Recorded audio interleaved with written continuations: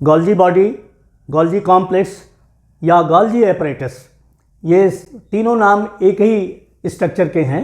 अब इसको popularly Golgi apparatus कहते हैं। प्लांट सेल्स में इसको डिक्टियोसोम्स कहते हैं। इसको सबसे पहले कैमिलो गोल्जी ने डिस्कवर किया था और 1906 में गोल्जी को नोबेल प्राइज से सम्मानित किया गया। ये सभी यूकैरियोटिक सेल्स में पाए जाते हैं। ये एंडोमेम्ब्रेन सिस्टम का पार्ट है। एंडोमेम्ब्रेन सिस्टम जो होता है वो यूकैरियोटिक सेल्स का हॉलमार्क होता है। ये एंडोमेम्ब्रेन सिस्टम प्रोकैरियोट्स से यूकैरियोट्स को इस मामले में अलग करते हैं, क्योंकि प्रोकैरियोट्स में ये गोल्जी एपरेटस नहीं पाया जाता है। जैसे बैक्टीरिया है, ब्लू ग्रीन एल्गी है, मैच्योर स्पर्म है, आरबीसी है, आरबीसी में नहीं पाया जाता है ये। इसकी जो लोकेशन है सेल के अंदर वो न्यूक्लियस के नियर है, सेंट्रोसोम के करीब, दोनों के नज़दीक पाया जाता है। एक तरह से समझिए तो ये सुप्रा न्यूक्लियर पोजीशन में पाया जाता है, जस्ट अबव द न्यूक्लियस। ये इस शेप में पाया जाएगा। इसमें एक कर्व पोर्शन होगा, एक कॉन्वेक्स सरफेस होगा और एक कॉन्केव सरफेस होगा। देखिए एक 3 डायमेंशनल स्ट्रक्चर है। इसमें ये कॉन्वेक्स सरफेस है और ये कॉन्केव सरफेस है। जो आउटर रीजन है, ये आउटर रीजन है, ये कॉन्वेक्स है। इसको सिस फेस भी कहते हैं। ये रिसीविंग है और ये इसको फ्रंट फेस भी कहेंगे। ये बैक फेस है, ये इनर फेस कहा जाएगा, ये कॉन्केव सरफेस कहा जाएगा गोल्जी का, या इसको ट्रांस गोल्गी कहेंगे।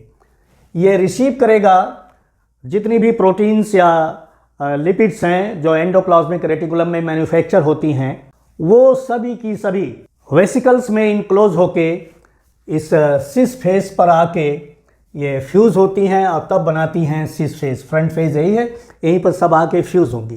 तो गोल्जी एपरेटस जो है वो बना है फ्लैटेंड मेम्ब्रेन बाउंड सैक्स का। उन सैक्स को कहते हैं सिस्टर्नी। ये देखिए ये सब सिस्टर्नी है। ये सिस फेस की सिस्टर्नी है, ये मिडिल फेस की सिस्टर्नी है और ये ट्रांस फेस की सिस्टर्नी है। ऐसे दिखाने में तो कम ही दिखलाया जा रहा है, लेकिन प्रोटिस्ट्स में इनकी जो संख्या है इस सिस्टर्नी की, एक से लगा के कुछ फ्यू। एनिमल सेल्स में जो इसके नंबर्स हैं इन सिस्टर्नी के 20 या इससे अधिक, 20 और मोर। लेकिन प्लांट सेल्स में इनकी संख्या जो है बहुत अधिक पाई जाती है, सेवरल हंड्रेड, हर सेल में सेवरल हंड्रेड। एंडोप्लाज्मिक रेटिकुलम से जो भी सिंथेसाइज्ड मटेरियल हैं, अब वो 2 तरह के होंगे, कुछ तो सेल के यूज़ के लिए होंगे और कुछ सेल से बाहर जाने के लिए होंगे। तो दोनों तरह के मटेरियल इसमें आते हैं। तो इसका जो मुख्य कार्य है गोल्जी का, वो होता है सेक्रेटरी फंक्शन। ये चीज़ों को सेक्रेट करता है, सेक्रेटरी वेसिकल्स बनती हैं। ये देखिए सेक्रेटरी वेसिकल्स कट के निकल के जाके प्लाज्मा मेम्ब्रेन से फ्यूज़ करेंगी या सेल के अंदर रह के, जैसे लाइसोसोम का फॉर्मेशन हो जाएगा तो वो ऐसे हो जाएंगी। ये सेक्रेटरी वेसिकल्स हैं। ये ट्रांसपोर्ट वेसिकल्स जो आके वो फ्यूज़ होके सिस्टर्नी का फॉर्मेशन करती हैं, जो लेके आती हैं। सभी प्लांट सेल्स एक्सक्रीटरी फंक्शन करते हैं और जिससे उनकी जो सेल वॉल का फॉर्मेशन होता है, प्लाज्मा मेम्ब्रेन के आउटसाइड सेल वॉल का फॉर्मेशन होता है और वो सेल वॉल जो है पॉलीसेकेराइड्स और प्रोटीन की बनी होती है। तो सभी सेल्स में इसीलिए इनके नंबर जो देखिए सेवरल हंड्रेड्स हैं। तो इसमें सेक्रीशन का काम बहुत अधिक चलता है। एनिमल सेल्स में, उन सेल्स में इन सिस्टर्नी की संख्या बहुत ज़्यादा पाई जाएगी जिनका सेक्रीशन का फंक्शन होगा, जो चीज़ों को सेक्रीट करती हैं, जैसे डाइजेस्टिव एंजाइम्स हैं, हार्मोन्स हैं, म्यूकस है, न्यूरोट्रांसमीटर्स हैं। इस एंटीबॉडीज़ का फॉर्मेशन है। जहाँ पर सेक्रीशन ज़्यादा होगा उन सेल्स में गोल्जी कॉम्प्लेक्स प्रोमिनेंटली डेवलप्ड होगा और उनमें सिस्टर्नी भी।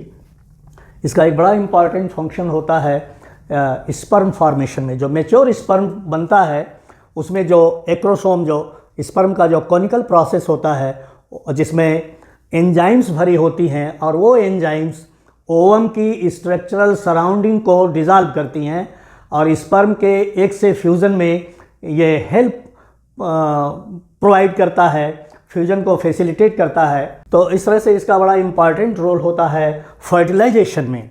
और इसको अगर इसके पूरे फंक्शन को हम समअप कर दें तो गोल्जी कॉम्प्लेक्स का या गोल्जी अपरेटस का जो मेन फंक्शन है इंपोर्ट करना, जो भी चीज़ में सिंथेसिस हो रही है एंडोप्लाज्मिक रेटिकुलम में उसको इंपोर्ट करना, मंगाना, अब आ जाए तो फिर उसको शार्ट करना, अलग अलग करना, और अलग अलग करके उसको अलग अलग पैकेज करना, अलग अलग वेसिकल्स में पैक करना, और फिर उसको एक्सपोर्ट करना विद इन द सेल और आउट ऑफ द सेल। अब एक क्वेश्चन ये अराइज होता है कि जब ये वेसिकल्स में इनक्लोज करता है तो मेम्ब्रेन का ही तो हिस्सा जाता है, और सेल मेम्ब्रेन से फ्यूज़ करके बाहर जाता है, तो सेल मेम्ब्रेन को बहुत बढ़ने के चांस हो जाते हैं।